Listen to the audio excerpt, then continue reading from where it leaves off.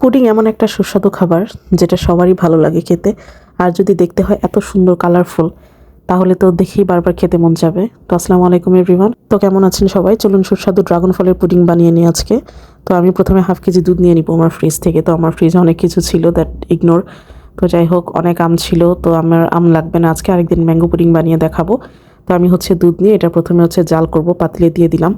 তো এটা বেশ কিছুক্ষণ আমি জাল করার পর আমি দিয়ে দিব চিনি, স্বাদের জন্য অল্প একটু লবণ, তারপর আমি দিয়ে দিব আগার আগার পাউডার।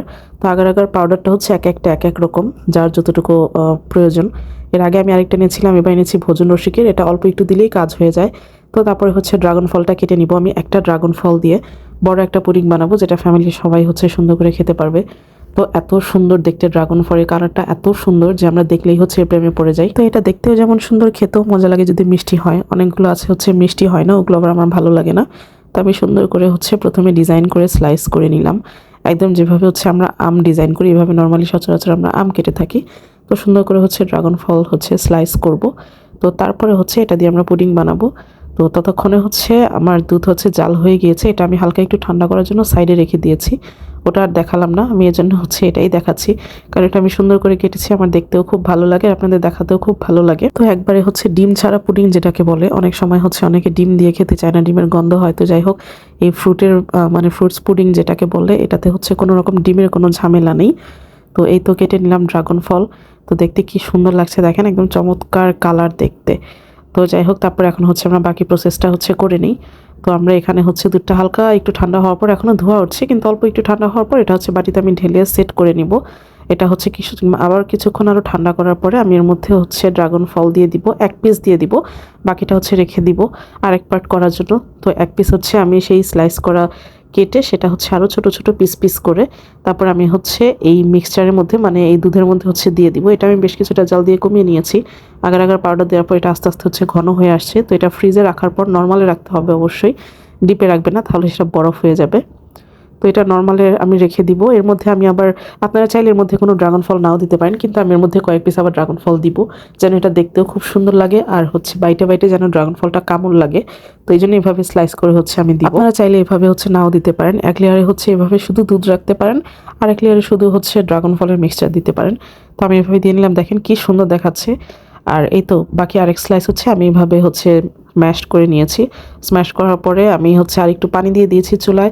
পানিটা হালকা গরম হয়ে আসার আগে আমি আগার আগার পাউডার দিয়ে দিব, তারপর দিয়ে দিব চিনি আর একটু লবণ। এখানে দুধ টুধ কিছু দিব না। আর এই যে ম্যাশ করে রাখা যেই ড্রাগন ফলটা পিসটা, সেটা আমি দিয়ে দিব। এটা আমি হাত দিয়ে করে নিয়েছি, আপনারা চাইলে একবারে করে নিতে পারেন। আমি এটাকে আর ছাঁকিনি, কারণ আমি চেয়েছিলাম বীজগুলো যেন থাকে।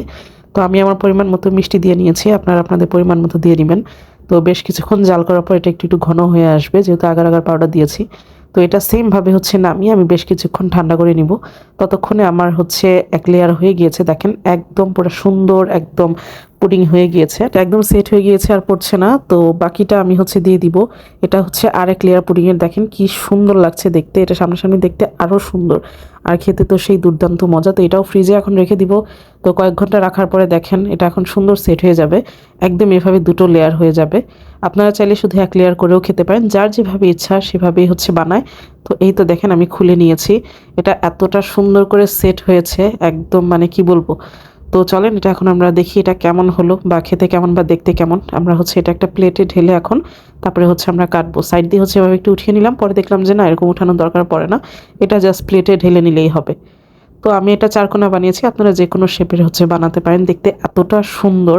তো এটা উল্টা করার পর সাদা সাইডটা উপরের দিকে চলে এসেছে, দুধের যে সাইডটা আর কি, মিল্কের। তো এটা এখন স্লাইস করে কেটে নিব, যার যেভাবে ইচ্ছা কেটে নিতে পারেন, ডিজাইন করে হোক, চারকোনা করে হোক।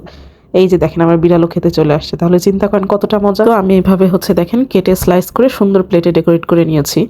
তো আরও ছোট ছোট করে কেটে দেখালাম, অনেক সুন্দর হয়েছে আর খেতে অনেক মজা হয়েছে। আপনারা অবশ্যই বাড়িতে একবার ট্রাই করবেন, কারণ এভাবে পুডিং বানালে খুবই মজা হয়। তো দেখেন দেখতেও খুব সুন্দর হয়েছে, ঠিক যেভাবে আমি চেয়েছিলাম বা দিয়েছিলাম।